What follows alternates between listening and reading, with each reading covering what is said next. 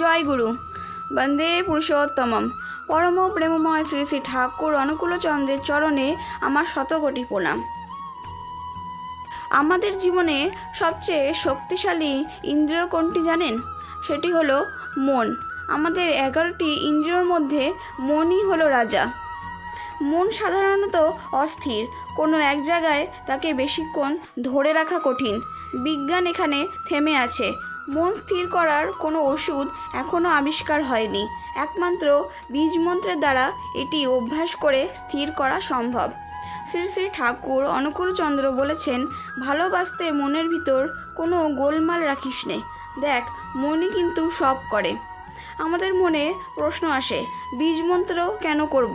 কোথায় রেখে নামটা করব? নাম করলে কি হবে? নানান প্রশ্ন মনে জাগে। বীজমন্ত্র এই জন্য করব, ইষ্টকে ভালোবেসে তাকে আমার সাথে সব সময় যুক্ত রাখতে, এই ভেবে নাম করব। নাম আর নামই অভেদ। নাম করা মানে দয়ালকে আমার সাথে যুক্ত করা।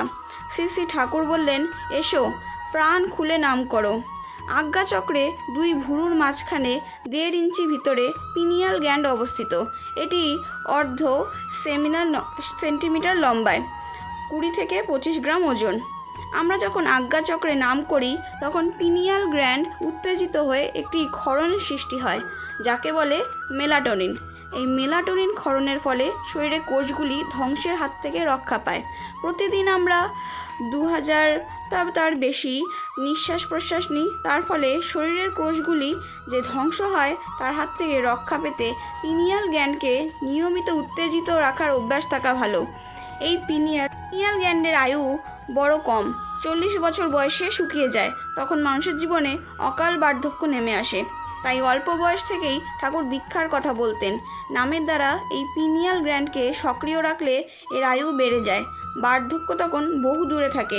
পিনিয়াল গ্ল্যান্ড আলো এবং অন্ধকারের দ্বারা নিয়ন্ত্রিত হয়। সূর্য উঠলে মেলাটোনিনের ক্ষরণ বন্ধ হয়ে যায়। এই জন্য শ্রী শ্রী ঠাকুর সুন্দর করে বললেন, উষায় নিশায় মন্ত্র সাধন, চলায় ফেরায় জপ, যথা সময় ইষ্ট নির্দেশ মূর্ত করাই তপ। নাম ধ্যান করার ফলে পিনিয়াল গ্ল্যান্ড যে ক্ষরণ হয় তাতে স্মৃতিশক্তি বেড়ে যায়, শরীরে প্রতিরোধ ক্ষমতাও বাড়ে, রক্তের ঊর্ধ্বচাপ হয় না।